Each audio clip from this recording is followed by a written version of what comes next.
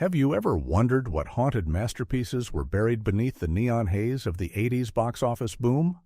While audiences flocked to blockbusters like Ghostbusters and Poltergeist, some chilling supernatural tales were left behind.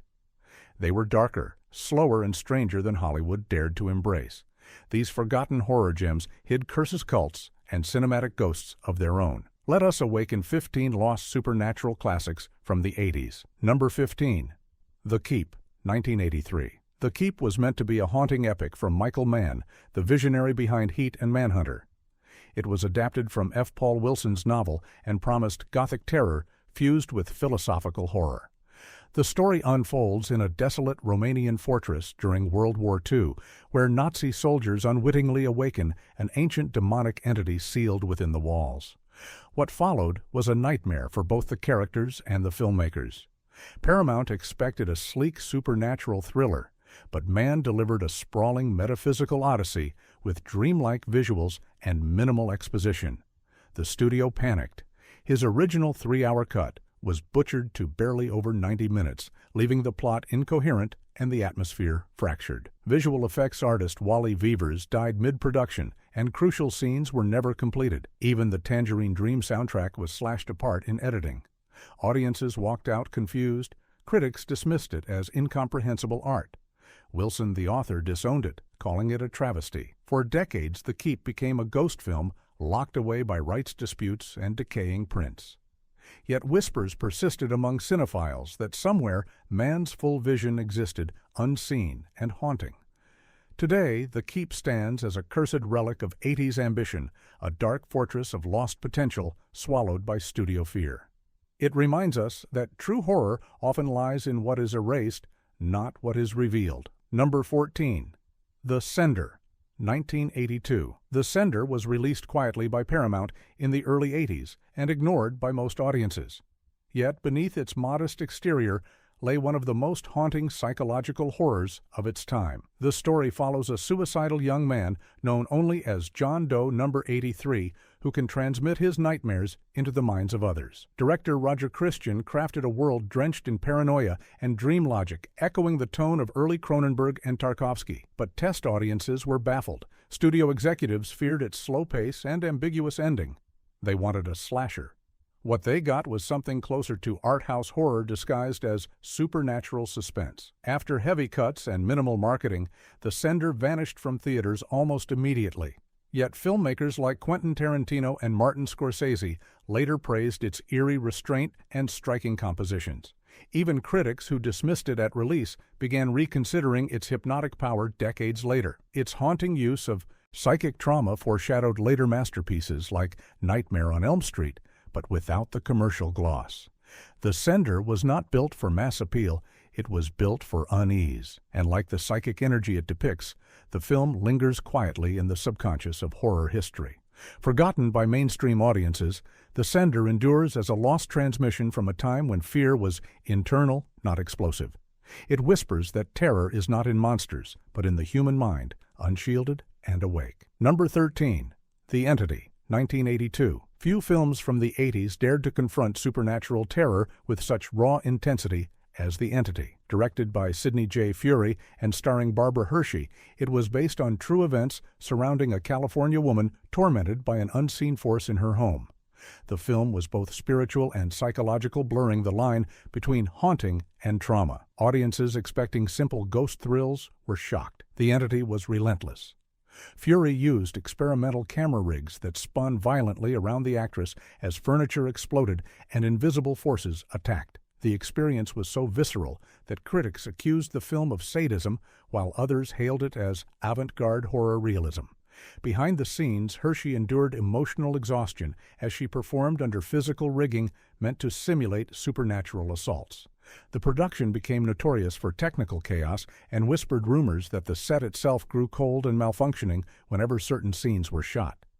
Censors in several countries attempted to ban or cut the film, labeling it too disturbing for release. Yet the controversy only deepened its legend. Over time, The Entity developed a cult following among horror scholars who saw it as a metaphor for belief trauma. and the invisible violent society ignores. The entity stands today as one of the most powerful unseen horrors of the 80s era, a cinematic haunting that defied explanation. It was not a story about ghosts. It was about the wounds we cannot see and the forces that refuse to let them heal. Number 12. Lady in White, 1988. Lady in White was not just another ghost story. It was a heartfelt nightmare. Set in small-town America of the late 50s, the film followed a young boy who witnesses the spirit of a murdered girl replaying her death night after night. What began as childlike curiosity turned into a terrifying uncovering of human evil, disguised beneath nostalgia. Director Frank LaLoggia poured his soul into the project, financing much of it himself when studios refused to back his vision. He wanted to make a supernatural fable that felt both innocent and horrific, a tale of lost guilt and lingering spirits. The result was visually stunning, filled with fog, drenched cemeteries, and melancholic music that contrasted the creeping terror. Yet Hollywood ignored it. Released in the shadow of major blockbusters like Beetlejuice and the Blob remake, Lady in White barely reached theaters. Critics admired its ambition, but audiences were not ready for its blend of sentiment and sorrow. The marketing failed completely, portraying it as a simple ghost movie, when in truth it was a meditation on childhood trauma and racial prejudice. Over the years, Lady in White grew in quiet reputation among horror lovers who discovered it on late-night television and VHS. Its haunting finale and poetic tone set it apart from the gore-driven trends of the decade. Today, it stands as one of the few supernatural horrors that dares to find beauty in tragedy. The film remains a whisper of lost innocence, drifting between nightmare and memory. Number 11. The Serpent and the Rainbow, 1988. The Serpent and the Rainbow was one of the boldest supernatural explorations of the 80s. Directed by Wes Craven, it was based on real anthropological research into Haitian voodoo practices. The film followed an American scientist who journeys to Haiti to investigate a powder rumored to turn people into zombies. But what he finds is no myth, it is an ancient power tangled in politics and spirits. Craven crafted the movie as a fever dream of dread and realism. He blurred the lines between hallucinatory terror and spiritual truth. Scenes of possession ritual and burial alive became unforgettable images of claustrophobic fear. Yet behind the scenes, the production was chaos. Filmed in Haiti under dangerous conditions, the crew faced political unrest, blackouts, and local hostility. Some believed the island spirits cursed the shoot. When it finally premiered, Universal struggled to market it. Too serious for the horror crowd, too supernatural for mainstream audiences, it slipped through the cracks. Censors in several countries objected to its religious imagery, while others accused it of cultural exploitation. Despite the controversy, its raw power influenced later films like The Blair Witch Project and The Skeleton Key. The Serpent and the Rainbow remains one of Craven's most underrated works, a fusion of anthropology and nightmare. It asked viewers to consider whether science can ever explain the soul. The question still lingers like dust over a forgotten grave. Number 10. Prince of Darkness, 1987. Prince of Darkness marked John Carpenter's return to low-budget horror after his studio battles on Big Trouble in Little China. This film was his darkest vision yet, a philosophical apocalypse cloaked in supernatural terror. The story centers on a group of scientists who discover a mysterious cylinder of swirling green liquid in a deserted church. The substance, they soon learn, is the physical essence of Satan. Carpenter combined quantum theory theology and cosmic dread into something no studio could quite categorize. The result was mesmerizing and terrifying. The film's slow-mounting horror and abstract ideas alienated casual audiences used to simple scares. Critics at the time dismissed it as pretentious, while religious groups called it blasphemous. But beneath the controversy, Carpenter was building a nightmare about faith collapsing under the weight of reason. Filming took place in abandoned locations around Los Angeles, giving the production an atmosphere of true decay.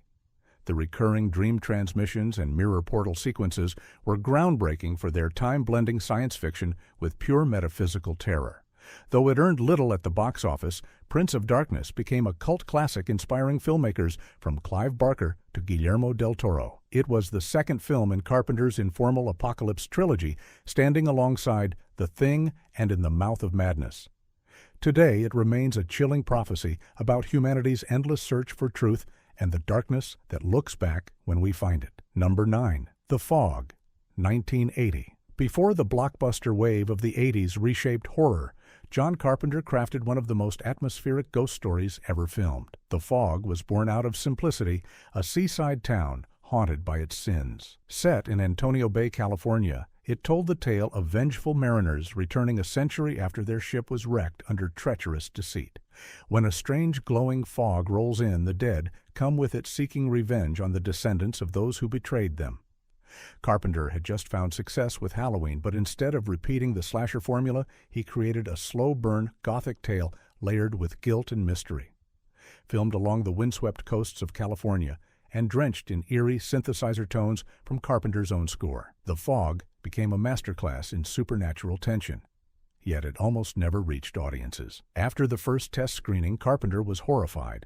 The film lacked scares and tension. He reshot nearly a third of the movie, adding ghostly murders and the chilling radio broadcast sequences that defined its tone.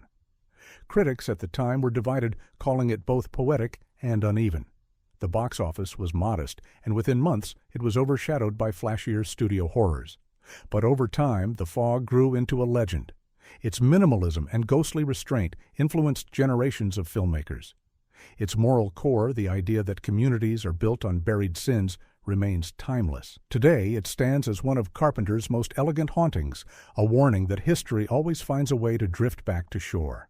The Fog was not loud horror, it was whispered horror, and sometimes whispers echo the longest. Number 8. The Changeling, 1980. Few ghost stories in cinematic history are as mournful and meticulously constructed as The Changeling. Directed by Peter Medak and starring George C. Scott, it is often hailed by horror historians as one of the greatest supernatural films ever made.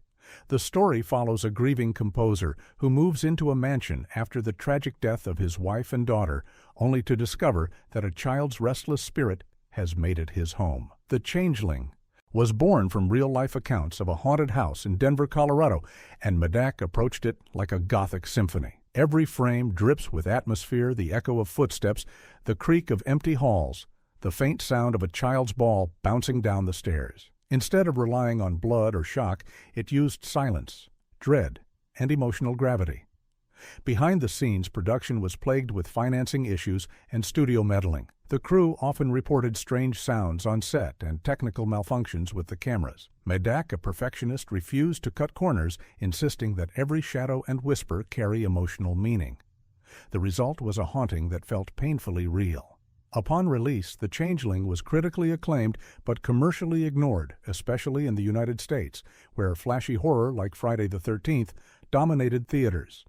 Yet in Europe, it won multiple awards, including Best Film at the first-ever Genie Awards. Over decades, its influence spread quietly, inspiring the others and even The Sixth Sense. The Changeling is not just a ghost story, it is grief turned into cinema, the sound of loss echoing through eternity. Its horror is not about what hides in the dark, but what we leave behind when love turns to memory. Number 7. The Hunger, 1983. Tony Scott's The Hunger is perhaps the most hypnotic and misunderstood supernatural film of the 80s. Starring Catherine Deneuve, David Bowie, and Susan Sarandon, it was a story about eternal youth loneliness and the decay of desire. Though often labeled as a vampire movie, it defied every expectation of the genre, transforming immortality into a curse of endless fading beauty. The Hunger was Scott's feature debut, and visually it was unlike anything audiences had seen. Shot through smoky filters and rhythmic editing, it felt more like an art installation than traditional horror. The plot followed Miriam Blaylock, an ancient being who lured lovers into eternal companionship, only to watch them wither when her gift of immortality ran out. Bowie played John, her doomed lover, who begins to age rapidly in one of the most haunting transformation sequences of the decade. The film's style polarized critics. Some praised its elegance, others dismissed it as all surface, no substance. But beneath the sheen of neon and mirrors, The Hunger explored the fear of time itself. It was released at the dawn of a decade obsessed with youth beauty and excess, a theme that made studios uneasy. Behind the scenes, the shoot was chaotic. Tony Scott's visual experimentation clashed with the producer's commercial expectations. Scenes were reshot, re-edited, and restructured until the narrative almost dissolved into surrealism. The marketing campaign sold it as erotic horror, but audiences expecting blood and thrillers were baffled. Despite its initial failure, The Hunger became a cornerstone of Gothic cinema, influencing music videos, fashion, and later films like Interview with the Vampire. It found its audience years later among those who saw in its glossy decay a mirror of their own mortality. The Hunger remains a cinematic requiem for beauty that cannot last and love that refuses to die. It is not a film to watch once. It is a spell to be haunted by forever. Number 6. Angel Heart, 1987. When Alan Parker's Angel Heart arrived, it was unlike anything else in the 80s horror landscape. Set against the smoky decay of 1950s New Orleans and Harlem, it followed private detective Harry Angel, played by Mickey Rourke, as he hunts for a missing crooner named Johnny Favorite. But the deeper he digs, the closer he comes to hell itself. At first glance, it looked like a hard-boiled noir mystery. Beneath the trench coats and jazz, however, lay one of the most terrifying supernatural revelations ever filmed. Each clue led Angel closer to a web of voodoo, satanic contracts, and psychological damnation. The final twist that the man he had been hired to find was himself stunned audiences. It was a descent into self-destruction framed as detective fiction. The production itself was charged with chaos. Parker clashed constantly with censors over the film's disturbing imagery and religious symbolism. In several countries, scenes involving ritual and blood were trimmed or banned entirely. The Motion Picture Association threatened to slap it with an X rating, forcing Parker to re-edit sequences multiple times before release. Critics were divided. Some hailed it as visionary, others condemned it as exploitative. Audiences were confused by its dreamlike structure, expecting a conventional thriller, but getting metaphysical horror instead. Over time, however, Angel Heart gained respect for its ambition and style. Its cinematography by Michael Saracen was drenched in sweat and shadow, evoking both desire and decay. Today, Angel Heart is remembered as one of the boldest horror noirs ever created. Its legacy lies not in its shock, but in its spiritual dread, the sense that every sinner is also his own executioner. It is not a movie about demons. It is a movie about the lies we tell ourselves to survive the darkness within. Number 5. Poltergeist II, The Other Side, 1986. After the massive success of Poltergeist in 1982, the sequel faced impossible expectations. Yet Poltergeist II, The Other Side, became far stranger and more personal than anyone expected.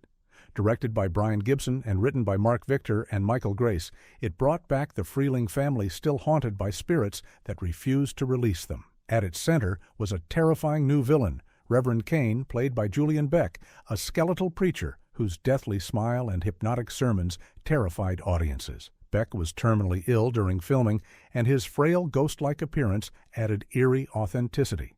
Behind-the-camera production troubles multiplied. Special effects broke down sets, malfunctioned, and cast members fell ill. Crew members even claimed that cursed props from the original film were reused. Studio executives wanted spectacle, but the filmmakers pushed for spirituality. The film explored the nature of death reincarnation and ancestral memory subjects, too abstract for summer audiences.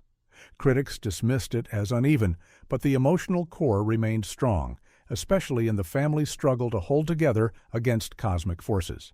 Years later, the film's reputation deepened after the deaths of multiple cast members, including Heather O'Rourke, which fueled rumors of the so-called Poltergeist curse. Whether coincidence or not, the aura of tragedy turned the movie into legend. Poltergeist II was not merely a sequel, it was a confrontation with mortality wrapped in supernatural imagery. Its message was clear: love can cross even the boundaries of death. In an age of commercial horror, it dared to speak of the soul and the price of belief. Number 4.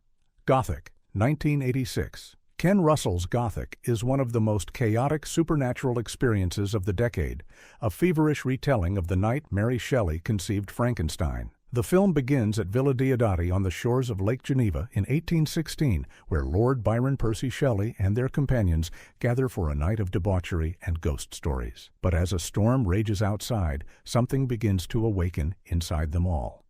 Russell transformed literary history into surreal nightmare. Gothic was filled with screaming hallucinations, blood-red skies, and fevered visions of guilt and creation. The film suggested that the monsters of Shelley's imagination were born from sexual repression, madness, and supernatural influence. Critics at the time were bewildered, calling it incoherent, yet hypnotic. Russell, however, knew exactly what he was doing, crafting a cinematic dream that blurred genius and insanity. Behind the scenes, production was wild. Shot in just 6 weeks with minimal budget, it relied heavily on physical effects and expressionist lighting. Actors like Gabriel Byrne and Natasha Richardson endured freezing night shoots, while Russell pushed the tone from hysteria to brilliance. Many scenes were improvised, creating a feeling of spontaneity that matched the madness of the story. Audiences were split. Some found it too theatrical. Others found it unforgettable. Over time, Gothic became a cult favorite, studied by film scholars for its exploration of creativity and the supernatural as reflections of the same human urge. Gothic remains a dazzling inferno of imagery. It is not simply about monsters, it is about how humans create them when locked in dark rooms with their own imagination. It stands as Ken Russell's haunting reminder that genius and madness are often the same candle burning at both ends. Number 3. The Beyond. 1981. Lucio Fulci's The Beyond was a gateway to pure nightmare, an Italian horror masterpiece that ignored logic for sheer atmosphere. Set in Louisiana, it followed a woman who inherits a crumbling hotel built over one of the 7 gates of hell.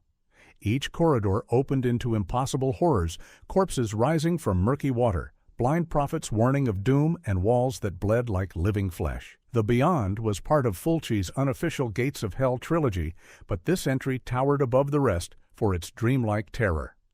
With its decaying sets, surreal editing, and Fabio Frizzi's haunting electronic score, the film became a sensory descent into the underworld. It was horror as art and art as fever, yet the world was not ready for it. In America, the film was cut to pieces by distributors who feared its brutality. Censors across Europe banned it outright, labeling it obscene. Even critics dismissed it as incoherent nonsense. But those who watched it closely saw poetry beneath the blood. Fulci was telling a story of damnation where the boundaries of life, death, and sanity dissolved into one endless void. Behind the scenes, the production teetered on disaster. Fulci's obsession with practical gore effects caused delays and injuries. Actress Katrina McCall later admitted that many sequences were improvised under dangerous conditions. Still, Fulci refused compromise, believing horror should feel like waking up in a nightmare you cannot escape. For decades, The Beyond survived in bootleg copies until it was finally restored in the late 90s.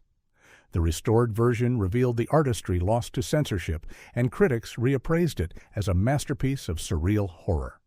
Today, it stands among the most haunting supernatural films ever made, a grim poem about the beauty of despair. In Fulci's vision, hell is not punishment, it is endless confusion and silence. Number 2. The Dead Zone, 1983. David Cronenberg's The Dead Zone was not loud or grotesque like his other films. It was quiet, tragic, and deeply human. Based on Stephen King's novel, it told the story of Johnny Smith, played by Christopher Walken, a schoolteacher who awakens from a 5-year coma with the ability to see the future by touching others. But with that gift came unbearable weight. Cronenberg approached the film with restraint, crafting a slow-moving meditation on fate and morality. Walken delivered one of his greatest performances, portraying a man terrified by the curse of knowing too much. The film blended supernatural power with political dread as Johnny foresaw a nuclear apocalypse triggered by a rising politician. What began as psychic thriller became prophecy. Paramount executives were uncertain about releasing such a somber film in a decade dominated by spectacle. Test audiences found it bleak and uncommercial. Yet those who stayed with it found emotional depth rarely seen in horror. It became one of the few Stephen King adaptations praised for its fidelity and tone. Behind the scenes, Cronenberg faced constant tension between artistic ambition and studio fear. He refused to exaggerate the psychic sequences, insisting on realism and psychological subtlety. The director's patience paid off. Critics praised the film's moral weight and its haunting score by Michael Kamen. Though modest at the box office, The Dead Zone endured through word of mouth and critical admiration. Today, it stands as one of the most mature supernatural horrors of the 80s, a film that understood the true terror of destiny. It reminds us that the scariest power of all is knowledge itself. To see the future is to lose the present forever. Number 1. The Ninth Configuration, 1980. At the top of this list stands William Peter Blatty's The Ninth Configuration, a film so strange, so haunting, and so misunderstood that it nearly disappeared. Written and directed by the author of The Exorcist, it was marketed as a supernatural thriller, but it was something far deeper, a philosophical riddle wrapped in madness, faith, and redemption. Set in a remote castle turned asylum, the story follows a psychiatrist assigned to treat military officers who have gone insane during the Vietnam War. Among them is a former astronaut haunted by guilt and spiritual despair. What begins as surreal dark comedy evolves into a meditation on the existence of God, the meaning of sacrifice, and the possibility of salvation in an insane world. Blatty shot the film in Hungary under brutal conditions, plagued by freezing weather and budget cuts. Studios had no idea how to sell it. They expected horror and got theology. Critics were divided, calling it everything from brilliant to pretentious. It barely lasted in theaters before vanishing into obscurity. Yet those who saw it never forgot it. Behind the camera, Blatty poured his soul into every frame. The script was based on his own unpublished novel, meant to complete the spiritual trilogy that began with The Exorcist. The performances by Stacy Keach and Scott Wilson were magnetic, raw portrayals of men on the edge of madness and grace. Years later, the film found new life through reappraisal. Scholars recognized it as a unique masterpiece of metaphysical cinema. Its ending, a moment of quiet sacrifice and divine revelation, remains one of the most profound in horror history. The Ninth Configuration was not about possession or fear, it was about faith surviving in the ruins of reason. In an era of popcorn scares, it dared to look into the void and whisper that maybe the void was looking back in kindness. These 15 lost supernatural classics of the 80s prove that horror is more than blood and screams. It is reflection, memory, and spirit. Each film vanished beneath blockbuster noise, yet their ghosts linger whispering from dusty reels and fading VHS tapes. Which one deserves resurrection the most? Tell us in the comments and subscribe for more haunting rediscoveries.